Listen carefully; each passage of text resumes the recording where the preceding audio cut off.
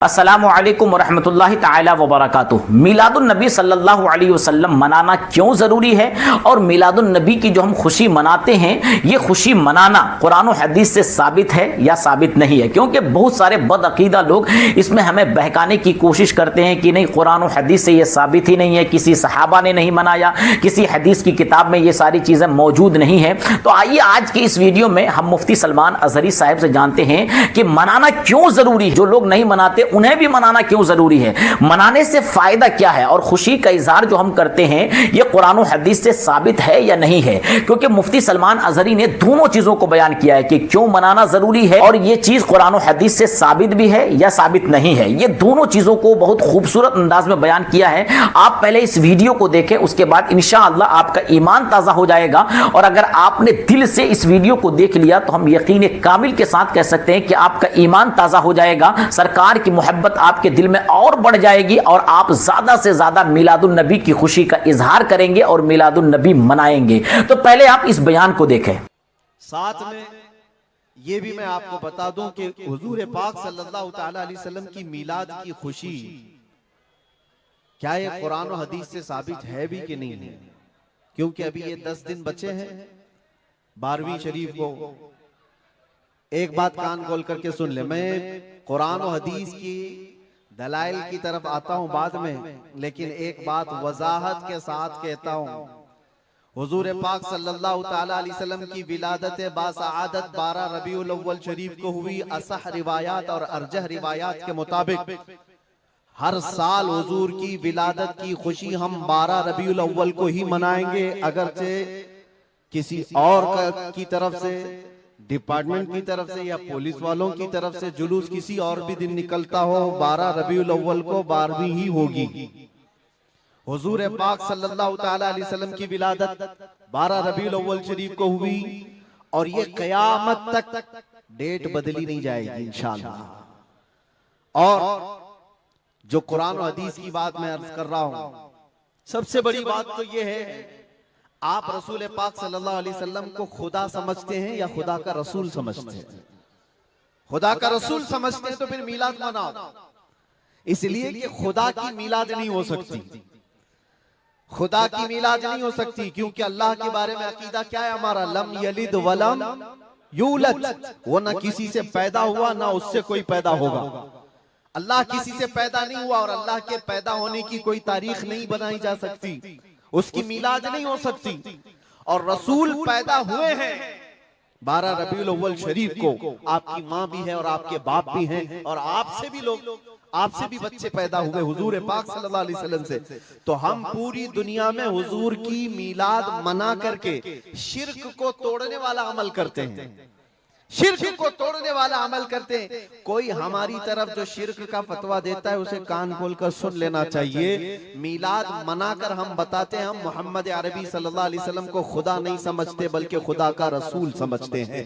अगर खुदा समझते या खुदा के बराबर समझते तो हुजूर की मिलाद कभी नहीं मनाते। क्योंकि अल्लाह की मिलाद नहीं मनाई जाती तो हम रसूल की भी मिलाद नहीं मनाते। दोनों को अगर बराबर समझते नहीं, हम सुन्नियों का अकीदा यह है, मैं मानता हूं अक्ल वालो मेरा मोहम्मद खुदा नहीं है, मगर दिलों में ये नक्श कर लो कि वो खुदा से जुदा नहीं है।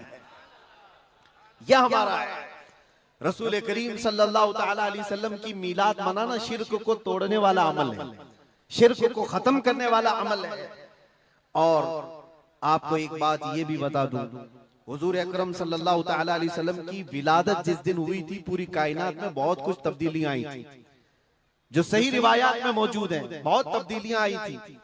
अरब उस वक्त जो रेगजार था, सहरा था, सब्जा देने लग गया, बारिशें बराबर होने लग गई। अरब में आज भी बारिश नहीं होती है, साल में 2-4 बार बारिश के खतरात गिर गए, अलग बात है।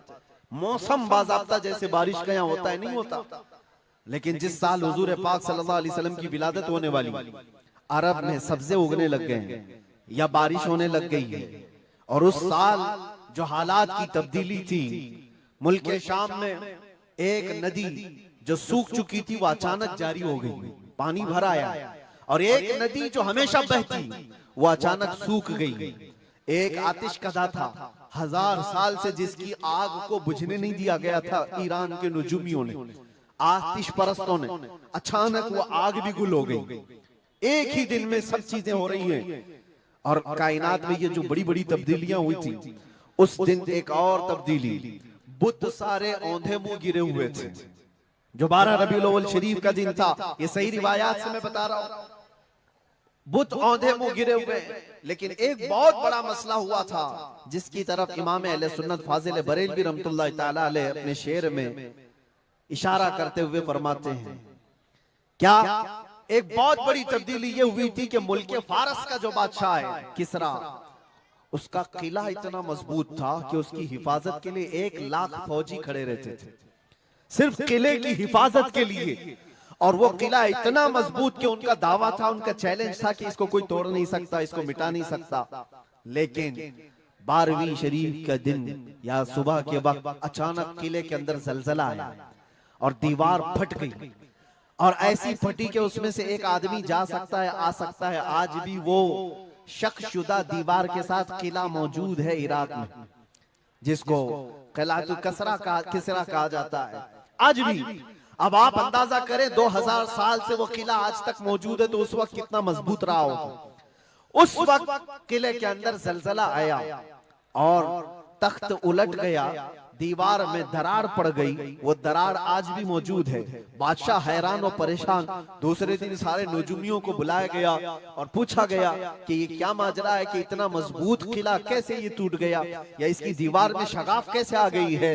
तो सारे नजूमियों ने अपने इल्म के मुताबिक जो नतीजा निकाला, बादशाह से कहा, दर हकीकत ये जलजला आम जलजला नहीं है, ये तेरी दीवार का टूट जाना ये आम सी बात नहीं है। हमारा इल्म ये बता रहा है कि इस रुए जमीन पर अल्लाह का कोई नबी पैदा हुआ है जो तेरी सल्तनत को खत्म करने वाला है।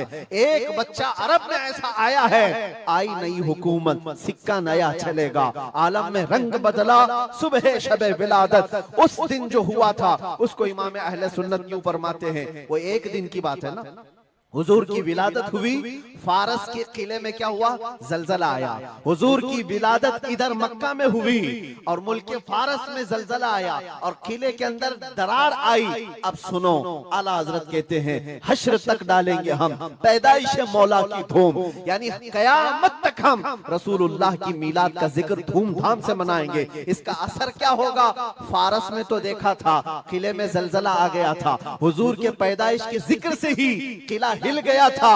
अब हम जब जब जिक्र करेंगे मिसले फारस नजद के किले गिराते जाएंगे। तो आपने पूरी वीडियो को देख लिया। इस वीडियो से 2 चीज साबित होती है। एक चीज यह है कि हम मिलादुन नबी क्यों मनाते हैं, इसलिए मनाते हैं कि ताकि इस चीज से यह साबित हो जाए कि हम सरकारे दो आलम सल्लल्लाहु अलैहि वसल्लम को खुदा नहीं मानते हैं, ताकि जब हम उनकी विलादत की खुशी, उनकी पैदाइश की खुशी मनाएं तो साबित हो जाए कि जो चीज पैदा होती है, जो इंसान पैदा होता है, कभी वो खुदा नहीं हो सकता। तो हम विलादत की खुशी मनाकर लोगों को यह बता देते हैं कि हम सरकारे दो आलम को खुदा नहीं मानते हैं और सरकार निअमत कुबरा है, निअमत कुबरा की पैदाइश की खुशी का इजहार हम इसलिए करते हैं। दूसरी चीज, यह मनाना कुरान और हदीस से साबित है या साबित नहीं है, आपने मुफ्ती सलमान अजहरी साहब से पूरी वीडियो के अंदर जान लिया। तो इसलिए मिलादुन नबी जरूर अगर कोई मना भी करे तो उस बदअकीदे की बातों को मानने की जरूरत नहीं है। आप इतना कहें कि हम सरकार को कभी खुदा नहीं मानते, हाँ सरकार को खुदा से जुदा भी नहीं मानते हैं। इसलिए कि शायर का एक शेर है, मानता हूं कि ए अक्ल वालों मेरा मोहम्मद खुदा नहीं है, लेकिन दिलों में यह नक्श कर लो कि वो खुदा से जुदा भी नहीं है। उम्मीद है कि आपको आज की ये वीडियो अच्छी लगी होगी। अगर ये वीडियो आपको अच्छी लगी हो तो अपने दोस्तों अहबाब तक जरूर शेयर करें। अगर आपने अभी तक हमारे चैनल को सब्सक्राइब ना किया हो तो सब्सक्राइब भी जरूर कर लें। अगर फेसबुक पे देख रहे हैं तो फॉलो जरूर कर लें, ताकि इसी तरह की मजीद जानकारी आप तक आसानी के साथ पहुंचती रहे। अस्सलामु अलैकुम व रहमतुल्लाहि तआला व बरकातुहू।